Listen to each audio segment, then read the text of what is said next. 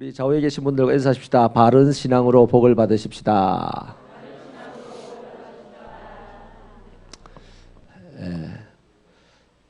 물을 마시려면 우물에 가야 되죠. 샘가에 가야만 물을 마실 수가 있습니다. 모래밭에서나 바다에서나 계시면 아무리 물을 마시고 싶어도 물을 마실 수가 없어요. 그러나 물이 있는 곳, 샘물이 있는 곳 가에 가면 물을 마시고 싶을 때마다 마실 수 있는 것입니다. 우리들의 신앙이 하나님에게 잇대어 있으면 하나님의 축복을 받는 것이요, 하나님에게 잇대어 있지 아니하면 하나님이 축복을 주시는 분이라는 사실 정도만 알지 그 축복을 경험하지 못한다는 것입니다. 갈라디아서 6장에 보면요, 6장 13절인가요? 하여튼 6장 거기에 보면 선을 행할지니 포기하지 말지니 때가 이르면 낙심하지 아니하면 때가 이름에 이루리라. 그런 말씀 있잖아요. 우리 신앙의 굉장한 정수를 이야기하는 겁니다. 여러분, 세상에서 가장 선한 일이 뭡니까? 예수님이 말씀하시기를 믿는 것이라 했습니다. 하나님을 믿는 일, 예수 믿는 일을 가장 선한 걸 했거든요. 그래서 예수를 믿는 사람은 그 다음 또 한 차원의 선한 일을 합니다. 예수님처럼 살아가는 그 선한 일을 하는 거죠. 예수를 믿지도 않는데 예수님처럼 사는 사람 없어요. 아무리 착해도요, 술 한 잔 들어가면 전봇대다가 오줌 싸고 막 나무집 담장 밑에다가 오바이 타고 이러는 거예요. 술만 들어가면 그런다고요. 착해도. 예수를 믿으면 점점 술 맛이 떨어지고 성령의 맛이 생겨나가지고 바뀌는 거죠. 할렐루야. 그래서요, 우리가 선을 행한다는 것은요, 가장 기본적으로 예수를 믿는다는 겁니다. 그런데 문제는요, 예수를 믿으면 그럼 훌륭합니다, 예수 잘 믿으세요 하고 사방팔방에서 서포트를 하느냐? 그렇지 않습니다. 잠깐요, 오늘 축하를 해야 될 일이 있습니다. 우리 권순남 지사님 박수 한번 주세요. 우리 강대웅 씨가 우리 행사 때마다 교회를 오는 정도의 분인데 남편이잖아요. 지난 뽀데이 때부터 지금 줄곧 아침 저녁으로 교회를 출입하면서 기도했어요. 이번에 하북면 면장으로 결정이 났습니다. 간증할 일이 참 많아요. 근데 뭐 말 주변에 없어서 간증을 내가 안 시킵니다만은 전혀 부탁을 안 했어요. 그런데 동네 유지들이 모여가지고 데모를 했다는 거 아닙니까? 동네 유지들하고 또 친한 것도 아니에요. 부탁을 안 할 정도니까. 시장님은 별로 강 선생님이 마음에 안 들었던가 봐요. 다른 사람을 레고를 해놨는데 모든 것이 변하여서 우리가 기도했던 강대웅 선생님이 하북면장님이 되셨습니다. 질투하시는가 봐요. 좋은 일이죠. 기도하면 이루어집니다. 권순남 집사님이 기도하는데 해서 이루어지는데 권사님 기도하면 이루어집니다. 그죠? 장로님 기도하면 이루어집니다. 그죠? 집사님도 기도해서 이루는데 할렐루야. 선을 행하되 행할지니 낙심하지 포기하지 말지니 낙심하지 아니하면 포기하지 아니하면 때가 되면 이르리라. 이야, 똑똑하다. 앞날이 창창합니다. 되게 돼 있어요. 되게 돼 있어요. 할렐루야. 그래 여러분, 예수를 믿는 것이 가장 선한 일인데 이 일 말고 뭐 또 나머지 선한 일을 할 생각하면 안 돼요. 예수를 믿지도 않는데 사랑이니 어찌니 이런 소리 하면 안 돼요. 예수를 똑바로 믿으면서 사랑은 사랑 말해서 되는 게 아니에요. 예수를 믿으면서 행동하면 자연스럽게 사람들이 저 사람에게는 사랑이 넘치는구나 되는 겁니다. 억지로 사랑을 만들어내는 것은요, 반드시 뒤에 뭐가 있어요. 컴컴한 것이 있어요. 그래서 예수를 믿는 것이 참 선한 일인데 아무도 협조를 안 합니다. 심지어는요, 나를 전도한 사람도요, 어떤 때는요, 나의 태신자가 나보다 더 예수 잘 믿으면요, 기분 나빠합니다. 그런 때도 참 많아요. 만물보다 거짓되고 부패한 것이 나의 마음이라서, 우리들의 마음이라서요. 이 참 묘하죠. 그래서 선한 일을 방해한다고요. 근데 방해함에도 불구하고 우리가 해야 될 일은 뭡니까?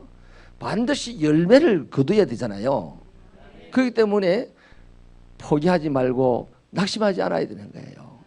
할렐루야. 그것이 바로 열매를 거두는 신앙생활입니다. 그러니까 바른 신앙생활이 뭐냐? 맨날 좋은 일만 이루어지는 것이 바른 생활이 아닙니다. 그 마귀도 줄 수 있어요. 계속 좋은 일 주다가 한 방에 그냥 탁 꺾어버리려고. 근데 맨날 낙심할 거리, 포기할 거리가 자꾸 생겨요. 그럴 때에 낙심하지 아니하고 포기하지 않는 그것이 바른 신앙입니다. 이스라엘 백성들, 오늘 아모스 선지자가요, 이스라엘 백성들에게 한 예언인데 5개의 환상을 보고 이스라엘 백성들, 북이스라엘에 올라가 가지고 하나님 말씀을 전합니다. 근데 북이스라엘은 그 사이에 하나님의 말씀을 전하는 자를 다 요절을 내버렸어요. 하나님 말씀 못 전하라고. 겨우 누굽니까? 요나 같은 선지자가 있었는데 요나도요, 북이스라엘 백성들을 보고 하나님의 심판 이런 거 안 했다. 하나님 잘해줄 거야, 잘해줄 거야 이거 했어요. 그리고 북이스라엘을 힘들게 했던 아수르가 망할 것을 늘 예언했던 사람인데 하나님이 아수르에 가서 복음을 전하라니까 기분 나빠서 못 가게 된 거예요. 이렇게 북이스라엘에 하나님의 말씀을 전하는 자들이 다 사라져 버렸어요. 그래서 하나님이 급하게 아모스라는 유다인 농부를 불러서 환상을 팍 심었어요. 5개를 심어가지고 빨리 북이스라엘에 가서 전해라 했는데 오늘 마지막 환상이 뭐냐? 주님이 성전 곁에 서가지고 명령을 하는데 부서뜨리라 이런 거예요. 그래서 그 주님의 명령을 들은 자가 성전을 부서뜨리니까 모든 사람들이 죽음을 당하는 거예요. 모든 사람들이 죽음을 당하고 겨우 살아남은 사람들이 어떻게 됐냐면 여기저기로 도망을 가는데 어떤 사람은 서울로 도망을 가요. 서울은 사실은 사람이 갈 수 있는 데가 아니죠. 영물이 들어가는 데입니다. 악한 영들이 들어가는 데예요. 근데 악한 영들이 들어가는 데 가면 하나님이 안 따라오겠지 이렇게 하고 도망을 간대요. 근데 하나님께서 서울에까지 가서 그걸 탁 꼬집어내 가지고 하나님이 처리를 하신다는 거예요. 그 다음에 또 어떤 사람은 갈멜산 꼭대기로 도망을 간대요. 갈멜산 꼭대기는 누가 주로 갑니까? 선지자들이 기도하러 가는 곳이에요. 엘리야도 거기 기도하러 갔고 우상 숭배자들도 거기 기도하러 갔어요. 아무튼 영적인 사람들이 올라가서 영적인 활동을 하던 곳이에요. 그래서 거기 가면 내가 안전할 건가 싶어가지고 올라갔는데 하나님이 거기도 따라가가지고 탁 끄집어내가지고 요절을 냅니다. 또 어떤 사람은요, 바다 깊은 곳으로 도망을 가고 어떤 사람은 하늘로 도망을 간다는데 이것은 이 아모스 예언도 저 마지막 우리 인류의 마지막 때를 한꺼번에 이야기할 수 있는 거거든요. 그래서 인류의 역사 속에 문명이 발전을 하면 오늘 우리 시대 그러잖아요. 저 우주에 가서 사람이 살게 하겠다는 프로젝트를 지금 미국의 어떤 부자들이 한대요. 그래서 신청자도 어마어마하게 많답니다. 그리고 또 바닷속에다가 도시를 건설하겠다는 프로젝트도 있답니다. 근데 하나님께서 거기까지 가서 뱀을 보내서 파괴를 시키고 하늘에 가서도 하나님이 끄집고 와가지고 멸절을 시키는데 오늘 성경에 보니까 하나님이 주목하여서 보신다는 거예요. 주목하여서. 그러니까 이 주목해서 찾아간다, 찾아낸다 이게 뭔 말이냐면 하나님은 분명하고 집요하게 하나님이 찾을 자를 찾아서 파괴시킨다는 겁니다. 그러면 여러분 이스라엘 백성들이 도대체 어쩌다가 이래 됐냐 말이에요. 여러분, 역사적으로 성전이 무너졌어요, 안 무너졌어요? 주님이 말씀하신 대로 로마의 티토 장군에 의해서 돌 위에 돌 하나도 남지 않을 만큼 철저하게 예루살렘 성전이 무너졌습니다. 성전이 무너지는 역사들이 많아요. 마지막 때에도 성전을 하나님이 먼저 파괴한다 했어요. 하나님의 심판은 교회에서부터 시작된다 그랬습니다. 믿는 자, 주의 일을 하는 지도자들에게서부터 하나님의 심판이 시작된다 했는데, 이럴 때 대부분의 사람들이 이제 심판을 받는데 그걸 피해간 사람들도 피해갈 때가 있냐 없냐? 절대로 없다는 겁니다. 아멘이십니까? 자, 그래서 말이죠, 이렇게 하나님께서 마지막 그때, 이스라엘의 마지막 때에 다 멸절시켜 버린다는 거예요. 그러면 이 사람들이 왜 하나님의 이런 무시무시한 심판을 당하느냐? 주변에서 하나님의 백성들이랍시고 대접해 준 적이 없어요. 맨날 유혹하고 핍박하고 협박하고 이래서 이스라엘 사람들이, 북이스라엘 사람들이 신앙생활을 바르게 할 수가 없었어요. 그래서 다 유혹받고 힘들고, 그래서 자기 마음대로 살은 것이 하나님을 안 믿고 우상을 섬기기 시작했단 말이에요. 이게 이해되십니까? 그러한 일을 오랫동안 하다 보니까 이 사람들이 이제 하나님의 심판을 받는데, 하나님이 심판을 하시면서요, 저 또 이 아모스는 마지막 때까지 갑니다. 지금 마지막 때 하나님께서 사람들을 다 심판하고 난 다음에 땅에도 그냥 하나님이 손을 대니까 땅이 뜨거워져 가지고 녹아버렸어요. 그래서 하나님이 창조한 처음 땅이 사라지는 거예요. 그 무렵에 하늘에 하나님의 궁전이 만들어지더랍니다. 그리고 거기서 기초 다리가 내려와서 이 녹아버린 땅에 그 기초 다리를 딱딱이 박더라는 겁니다. 그러니까 하나님의 궁전이 이 땅과 온 하늘에 가득 차게 되는 거죠, 마지막 심판 때에.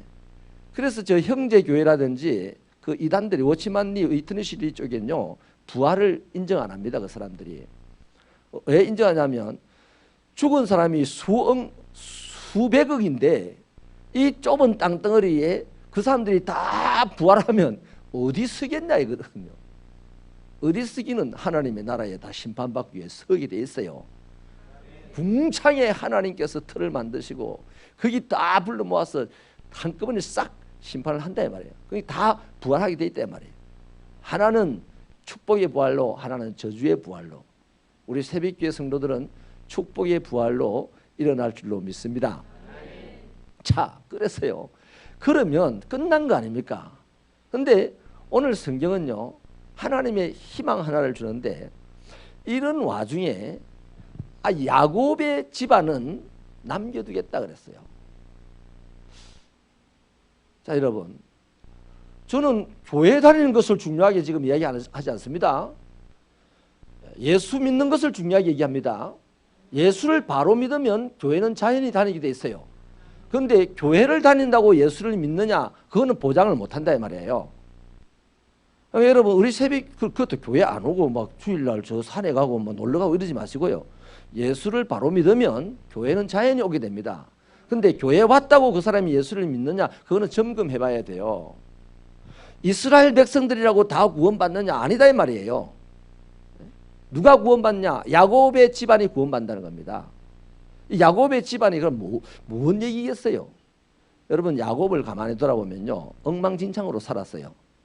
그렇게 엉망진창으로 살아서 사는 동안에 얼마나 험악했습니까? 고생 진딱 했으면서 바로 왕에게 자기 손 보여주면서 내가 험악한 세월을 살았다 하잖아요. 그 말은 고생을 진딱 했다는 겁니다.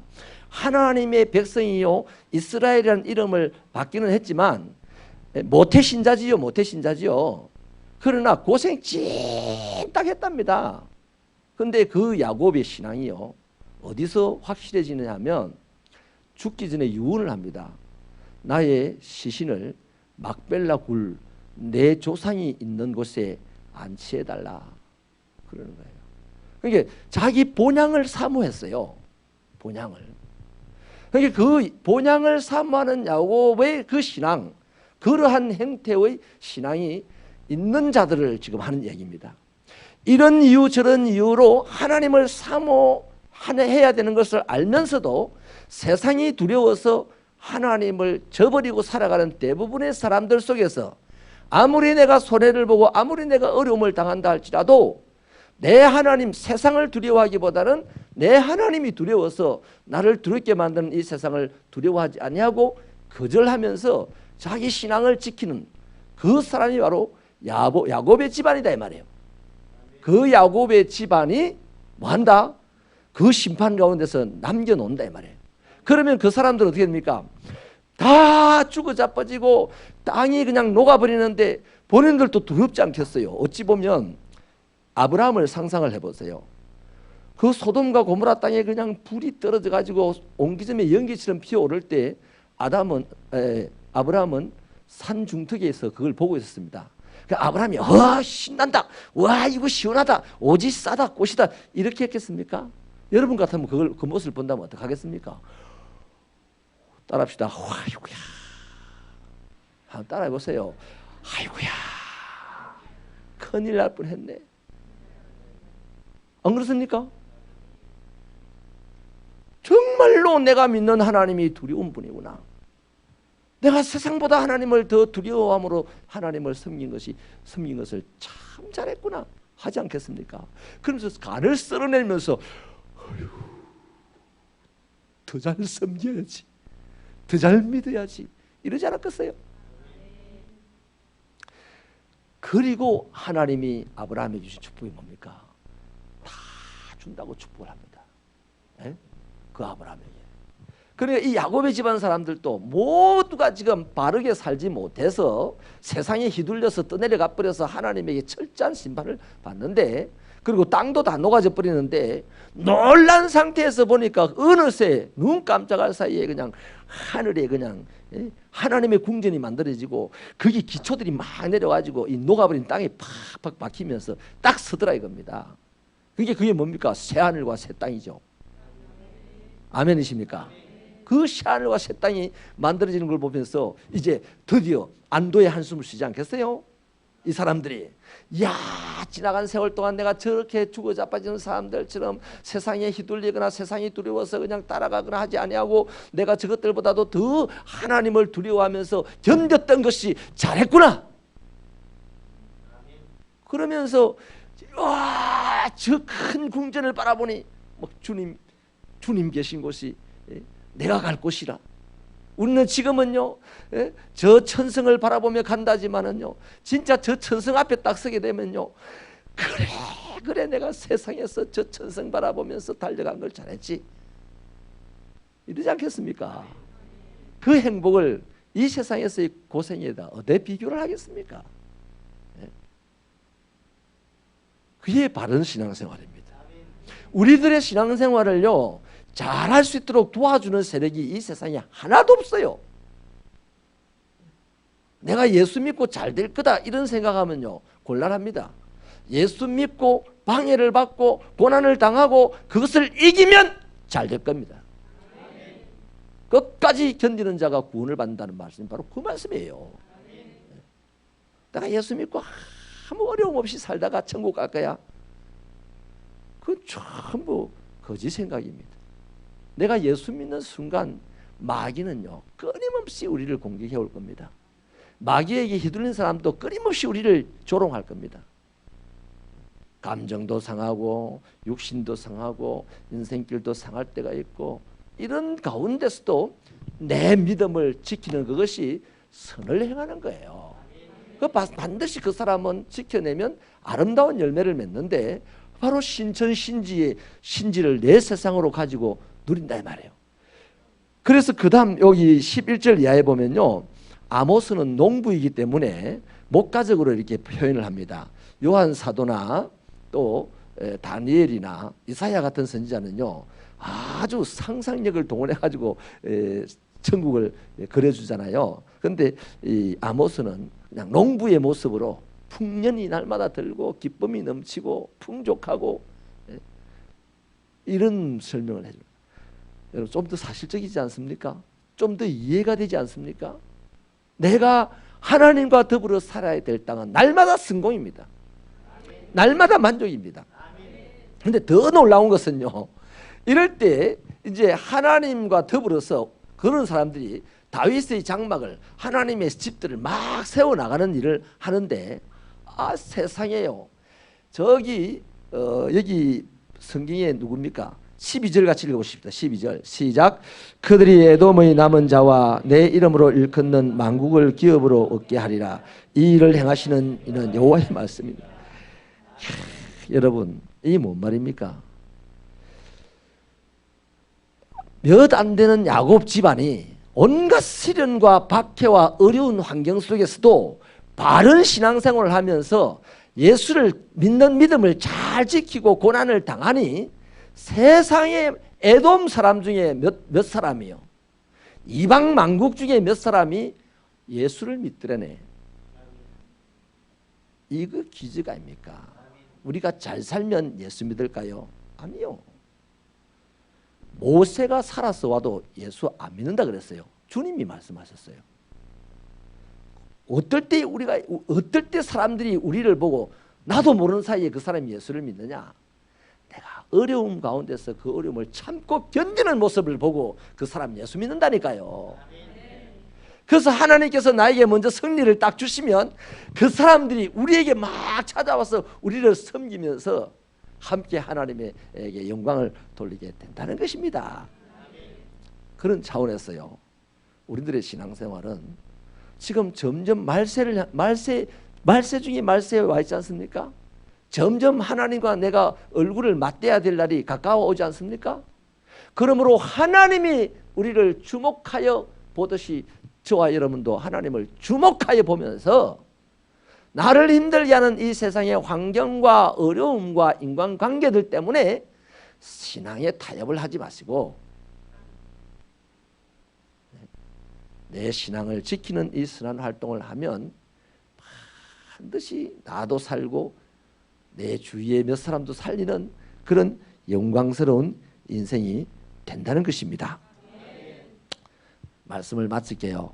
여러분, 야곱의 집안 멸망 가운데 이스라엘이 다 멸망하는데 야곱의 집안 망하지 않는다는 말씀을 하셨어요. 예수님이 말세에 주여 주여 하는 사람이 어마어마하게 많지만은 다 아버지께로 갈 수는 없다 했습니다. 그 말이 뭔 말입니까? 이 땅에 말세에 교회는 수없이 많이 섰지만은 다 하나님의 나라에 들어갈 수는 없다는 얘기예요. 누가? 아버지의 뜻대로 해가는 자. 아버지의 뜻이 뭡니까? 예수 믿는 것이 아버지의 뜻입니다. 아멘입니까? 그 예수를 믿는 것이요, 사실은 쉽지 않아요. 안 쉬워요. 뭐 예수를 믿는다고 말을 하는 건 쉽지만은 예수 믿는 이 나의 의지를 행동에 옮겨서 지켜나가는 것은 어렵습니다. 그러나 어렵기 때문에 포기하지 않아야 되고 낙심하지 않아야 되는 거예요. 그러면 반드시 하나님의 그 영광의 날, 우리를 통하여서 더욱 영광스러우실 줄로 믿습니다. 여러분, 새벽교회는 좀 더 유별나고 좀 더 독특하게 신앙생활을 할 수 있기를 바랍니다. 허물근하게 신앙생활을 하거나 적당하게 신앙생활을 하거나 대충대충 하거나 그러지 마십시다. 성경에 보면요, 대충대충 신앙생활을 한 사람 하나도 없어요. 위인들은. 아브라함이 하나님에게 드릴 때 대충 들었습니까? 전심으로 들었어요. 다윗이 하나님을 섬길 때 대충대충 섬겼습니까? 목숨 걸고 섬겼습니다. 그러니까 그 사람들은 위대한 인생을 사셨고 오늘도 우리에게 신앙의 본을 보여주는 거예요. 그렇다면 우리가 믿는 예수님, 우리를 대충대충 구원해 주셨습니까? 저는 예수님을 가만히 보면요, 천지를 창조하신 분이죠, 성육신 하신 분이죠, 여기 오셔가지고 우리를 양육하신 분이죠, 천국을 선포하고 병자를 치유하고 하나님 나라에 대해 가르쳤습니다. 선포와 치유와 가르치는 사역을 공생애 때 하셨죠. 그 다음에 십자가를 짊어지고 죽으셨죠. 부활하셔서 우리에게 복음의 사명을 맡기고 성천하셨죠. 이 모든 일들이요, 어디 한 군데 대충 한 데가 있습니까? 철저하게 하셨어요.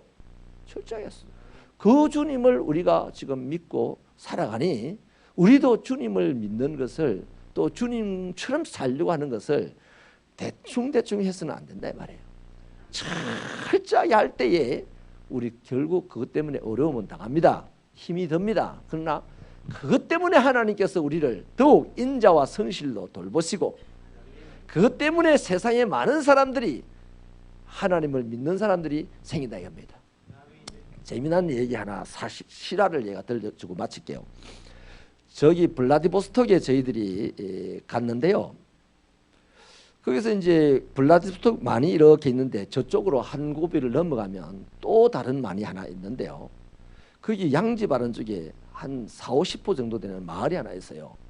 근데 선교사님 말씀에 그 마을은 모든 사람들이 다 예수를 믿는다는 겁니다. 근데 어떻게 해서 그렇게 되었습니까? 라고 했더니